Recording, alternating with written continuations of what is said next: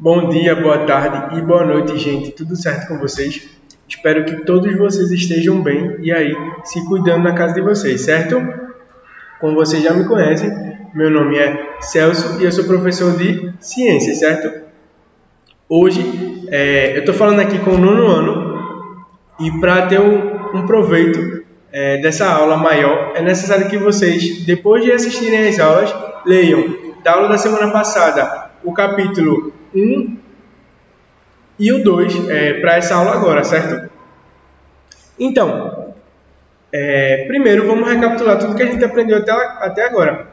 A gente estudou um pouco sobre a metodologia científica, como é que se faz ciência e qual a importância da ciência. A gente viu os tipos de conhecimento, que existia o conhecimento empírico, o conhecimento filosófico, o conhecimento religioso e o conhecimento científico, que é baseado no método científico, certo? A gente também viu a existência, a gente viu um pouco sobre a introdução aos estudos da física, certo? Como é que surgiu a física, por que a física é importante nas nossas vidas e quais áreas a física ela se propõe a estudar. Outro assunto que a gente viu também foi a introdução à química. Para que serve química, como utilizar a química no nosso dia a dia e a importância da química para as nossas vidas, certo? Lembrando que eu estou gravando sem máscara, porque eu estou no ambiente sozinho. Na aula passada, a gente viu que tudo ao nosso redor é formado por matéria, certo? E matéria vai ser tudo aquilo que vai ocupar lugar no espaço. E a matéria ela vai ser formada por átomos, certo? Como eu contei aquela história de Demócrito e Leopécio, que pegaram várias rochas e começaram a bater nessas rochas, até que essas rochas ficaram com pedacinhos bem pequenininhos que eles não conseguiam mais quebrar. E aí essas partes que eles não conseguiam mais quebrar, eles deram o nome de átomo, certo? E átomo, do grego, significa a não parte. Por quê? A, da palavra átomo, o A é de negação e tomos de parte. Então, átomo vai ser a não parte, certo? Porque eles acreditavam que o átomo não fazia parte da matéria. E depois de vários estudos, outros cientistas provaram que sim, o átomo faz parte da matéria e a matéria só é formada por átomos. E também foi-se descoberto que a junção de vários átomos é responsável por formar moléculas, e a junção de várias moléculas é responsável por formar substâncias, certo? A gente também viu um pouco sobre os estados da matéria, e que a matéria pode se encontrar de três formas: sólida, líquida e gasosa. E o que vai explicar essa diferença, que a matéria pode existir de três formas, é a junção que o átomo vai ter um com o outro. Se os átomos se juntam muito, eu vou ter a matéria sólida. Se eles se juntam mais ou menos, estão um pouco próximos ou não, eu vou ter o líquido. Agora, se eles estão muito afastados, eu vou ter o gasoso, certo? O estado físico da matéria gasosa. Eu citei também a diferença entre o grafite e o diamante. O grafite e o diamante, grafite é a ponta do lápis, certo? É formado por grafite e o diamante. Eu falei que eles são formados pela mesma substância química, que é o carbono. Mas o que vai diferenciar é como se dá a estrutura química dele. Por quê? O carbono fica lá embaixo da terra, armazenado e sofrendo temperatura e pressão por muito tempo. Quando eu tenho um tempo médio, eu formo o grafite. Mas quando eu tenho milhares e milhares de anos, eu vou formar o diamante, certo? A gente também viu as características dos estados físicos da matéria. Do sólido, a gente viu que ele é rígido, que suas moléculas são bem juntas, que ele é difícil de ser comprimido, certo? E que ele vai quase sempre apresentar forma fixa. A gente viu também as características do líquido, que ele vai ser gerado a partir da fusão, ou seja, do derretimento de um sólido ou da condensação de um gás, certo? O volume dele é inalterado, porém, a sua forma é variável. Ele vai ter o volume inalterado, 1 litro de água vai ser sempre 1 litro de água, porém, a sua forma vai se variar dependendo do recipiente que elas estejam, certo? A gente viu que o gás vai ter grande grau de liberdade, ele vai se espalhar por aí, por todos os espaços. A gente viu também que geralmente os gases e as moléculas não interagem entre si, elas apenas estão unidas se espalhando pelo espaço. Elas podem sofrer compressão, você pode pegar um gás e comprimir ele bem apertado, ou expansão, deixar o gás de forma bem ampla, certo? E ele possui forma e volume extremamente variáveis. A gente viu também os estados físicos da matéria. A gente tem sólido, líquido e gasoso. Do sólido para o líquido eu tenho a fusão, e do líquido para o gasoso eu tenho a vaporização. Já do gasoso para o líquido eu vou ter a condensação, e do líquido para o sólido eu vou ter a solidificação, certo? E a gente viu a característica de cada um desses fenômenos, da solidificação, da fusão, da vaporização, da condensação, da sublimação, certo? E agora a gente vai dar continuidade à aula. Dando continuidade à aula, a essa aula aqui pode ser chamada de estados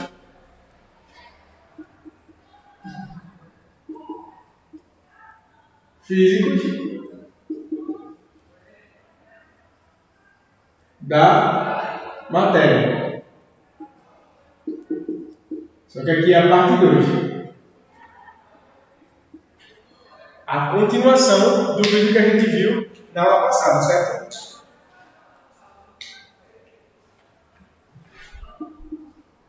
Ó.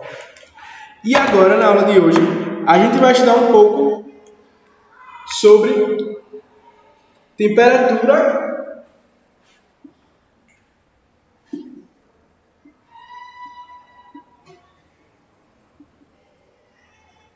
e mudança de estado físico, certo? E a gente vai ver que a temperatura, ela diz algo muito importante, que é o grau de agitação das moléculas, certo? O quanto essas moléculas elas podem se agitar. Isso aqui é o que vai significar a temperatura, certo? A gente viu na aula passada, no caso da solidificação, que é quando um líquido deixa de ser líquido e passa para o estado sólido, como por exemplo a água formando gelo. A gente viu que quando está em líquido, as moléculas têm uma certa movimentação, ou seja, elas vão ter uma agitação, mas quando está no gasoso, não. Me desculpem, quando está no estado sólido, elas não têm nenhuma agitação, certo? Elas estão bem paradinhas e sem nenhuma agitação. Ou seja, enquanto mais temperatura, mais agitadas essas moléculas vão estar.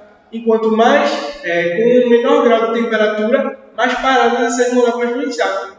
Por isso que o frio ele é relacionado ao gelo. Por quê? Quando você esfria, você tira o grau de agitação das moléculas e você faz com que elas fiquem todas unidas. E quando você aumenta a temperatura, você aumenta a movimentação dessas moléculas e você faz com que elas fiquem todas separadas. E elas ficando separadas, elas deixam de estar no estado sólido e elas podem passar para o estado líquido ou gasoso, certo?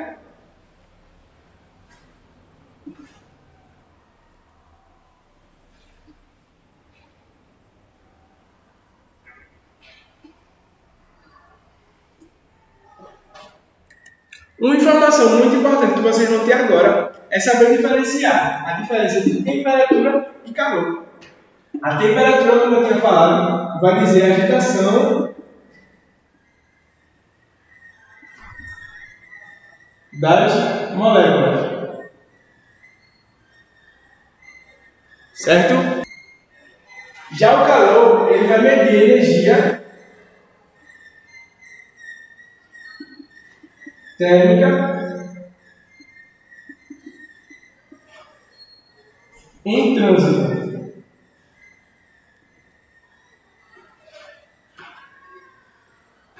Certo? A temperatura significa o quanto as moléculas estão agitadas, já o calor vai medir a temperatura em trânsito. O quanto eu tenho de temperatura indo de um lado para o outro esse trânsito aqui da temperatura, ele vai ser exprimido, ou seja, ele vai ser expresso na forma de calor. E aí você vai ver através de um termômetro o quanto de calor você tem, o quanto de trânsito de temperatura você tem, certo? Mas a temperatura, ela é responsável por lhe dizer o quanto as suas moléculas estão agitadas, certo? Ó, e depois de ver a temperatura, a gente vai ver outra característica muito importante, que é a pressão.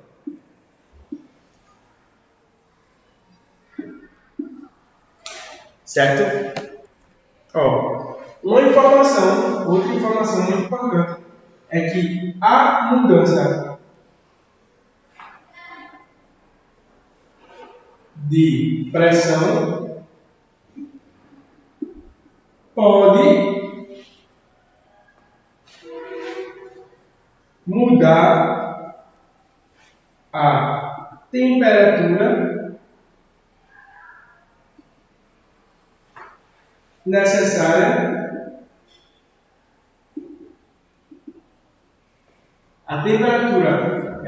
necessária para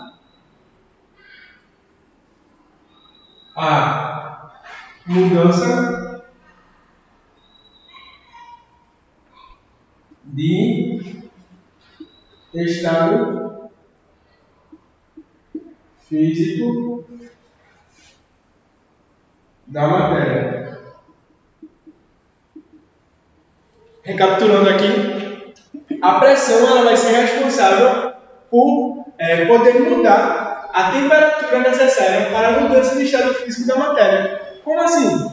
Se você tem uma temperatura específica para um determinado material, por exemplo, a água, deixar de ser líquida e passar a ser gasosa, que é 100 graus Celsius, e você muda a temperatura ambiente, você pode mudar esses 100 graus Celsius. Se você aumenta a temperatura, você vai diminuir a possibilidade, você vai mudar a temperatura que a água vai entrar em ebulição, certo? Vamos fazer isso aprender isso através do esquema. Quando eu tenho altas altitudes, ou seja, ambientes altos,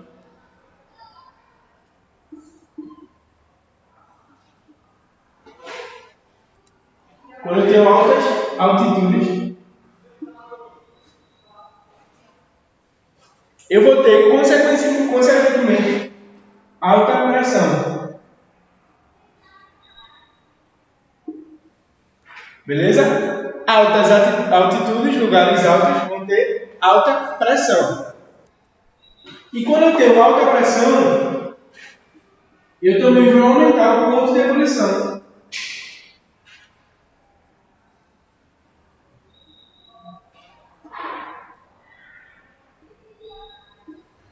Certo? Altas altitudes, ou seja, lugares mais altos, aumentam a pressão no ambiente e vão aumentar o ponto de ebulição. E o que é que vai ser a ebulição? Passagem do estado líquido para o gasoso. Vocês lembram que quando eu falei de vaporização, eu disse que tinham 3 formas de ocorrer essa passagem do estado líquido para o gasoso? Você tem a evaporação, que é um processo mais lento.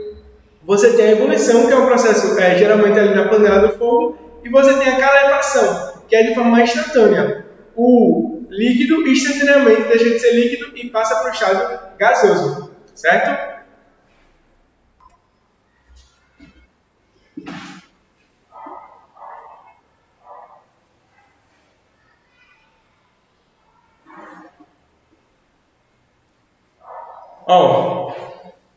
E agora a gente vai estudar outras 3 propriedades da matéria. Vou falar sobre massa, peso e densidade.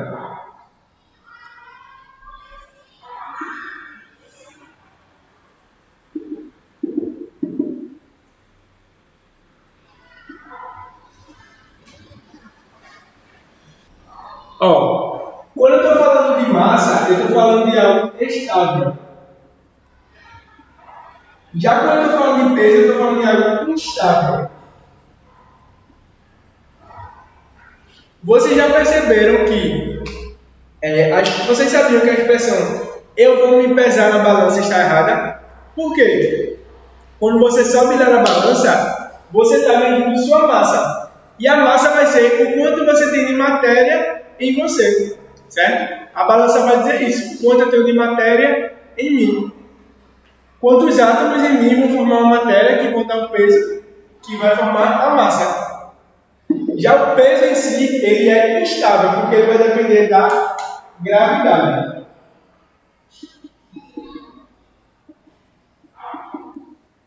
E a mudança dos estados da gravidade vão mudar o peso. Por exemplo, a massa vai ser igual em todos os locais. Tanto aqui como na Lua, por exemplo, que tem uma gravidade diferente.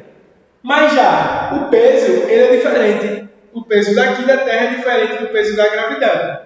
Certo? E por último, eu vou falar sobre, dessa parte da aula, eu vou falar sobre a densidade. A densidade vai ser o cálculo da densidade é igual a massa sobre o volume que você ocupa.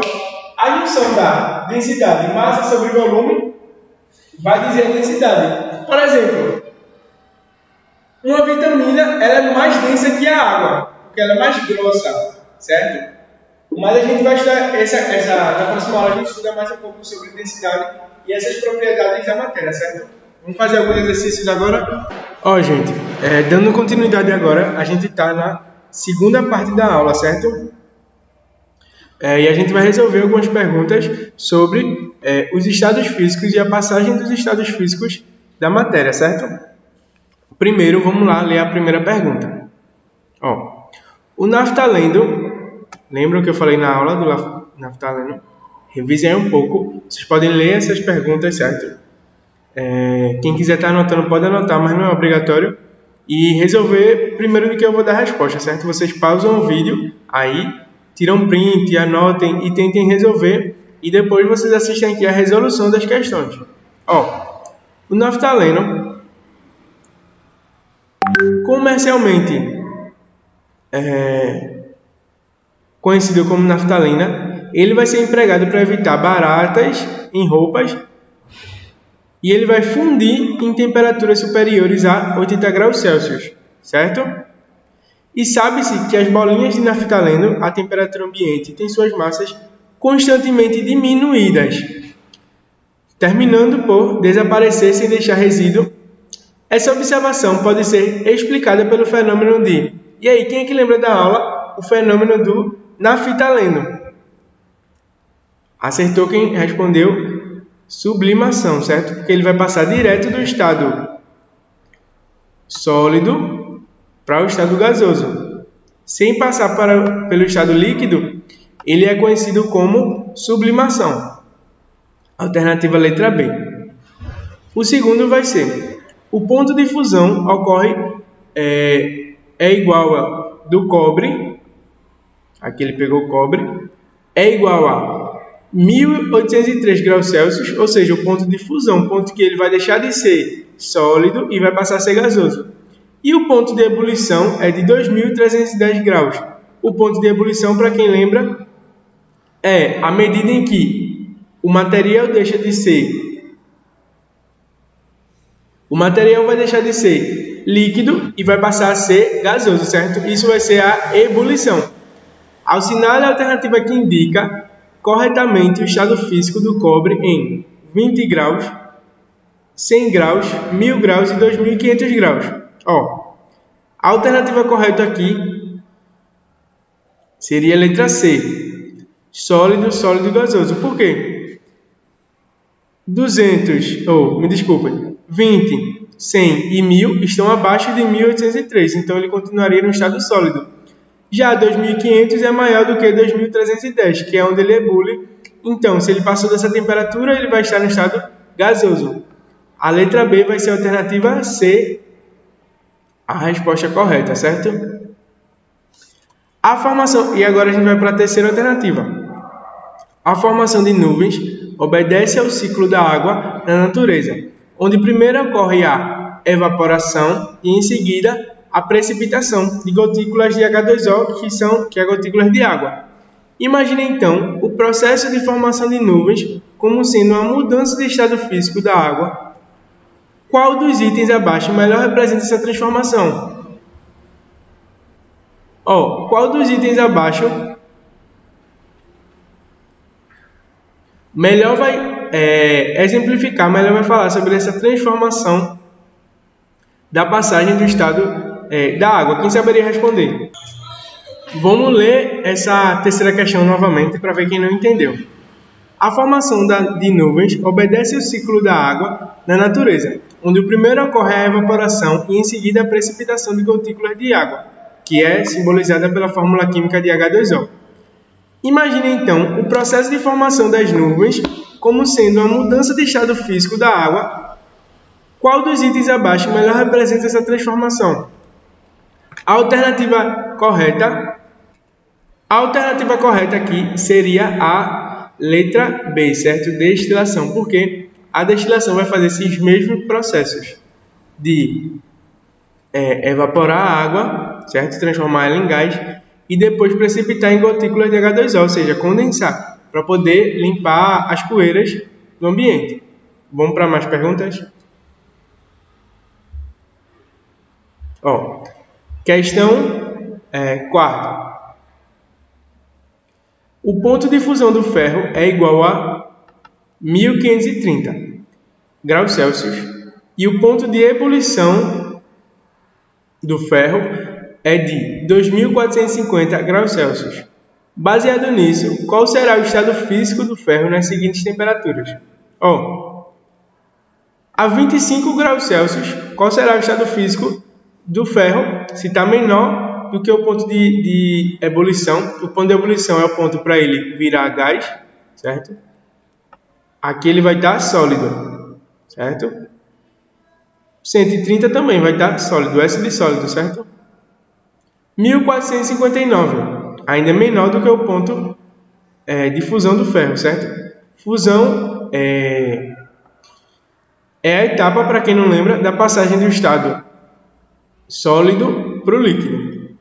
E aqui, 1459, o ponto de fusão é 1530, então aqui a letra C está menor. Então, ele ainda estaria no sólido, certo? E 2235 graus Celsius é menor que o ponto de ebulição, porém é maior que o ponto de fusão. Então, ele estaria no estado líquido, certo? E aqui, 3.200 é maior do que o ponto de ebulição. Então, ele estaria no estado gasoso, certo? Quinta questão. Para combater traças e baratas, era comum colocar algumas bolinhas de naftaleno, novamente naftaleno aqui, no guarda-roupa. Com o passar do tempo, essas bolinhas diminuíam de tamanho. E esse fenômeno é a mudança de estado físico chamada de sublimação, certo? Vocês veem que essa questão sobre naftaleno ela é bastante cobrada em vestibulares e em provas aí por todo o Brasil. Aqui é a sexta questão. Observe. E a gente vai ter que dizer o fenômeno de cada um. Uma pedra de naftaleno deixada no armário, que processo, que estado físico da matéria ela vai exercer? Vai exercer a sublimação, certo? Eu vou botar SU aqui. Uma vasilha de água deixada no freezer, se está líquido, ela vai passar para o estado de gelo, então ela vai sofrer solidificação. SU, sublimação, SO, solidificação. E uma vasilha de água deixada no fogo. A água vai sofrer o quê? Vaporização, né? E dentre os três tipos de vaporização, ela vai sofrer qual? Entre evaporação, ebulição e calefação. Se o fogo estiver baixo, ela vai sofrer exatamente evaporação, mas se o fogo estiver alto, ela vai sofrer ebulição, certo? O derretimento de um pedaço de chumbo, quando é aquecido. Se a gente está falando de derretimento, a gente está falando da passagem do estado sólido para o estado líquido. E a gente vai ter a fusão. Vou botar só um F aqui. De fusão, que é a passagem do estado sólido para o estado líquido.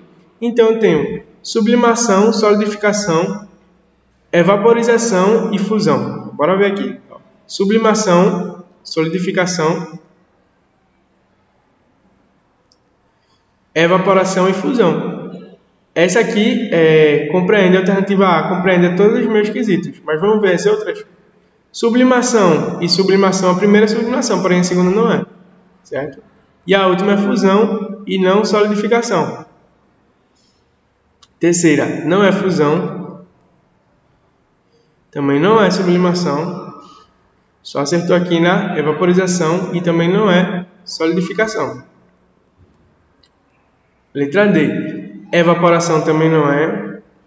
Solidificação acertou. Fusão e sublimação erraram. Certo? Letra E. Evaporação errou. Sublimação também errou. Fusão também errou. E solidificação também errou, certo? A única alternativa aqui 100% correta seria a letra A. E a aula de hoje era isso, gente. Obrigado e até a próxima.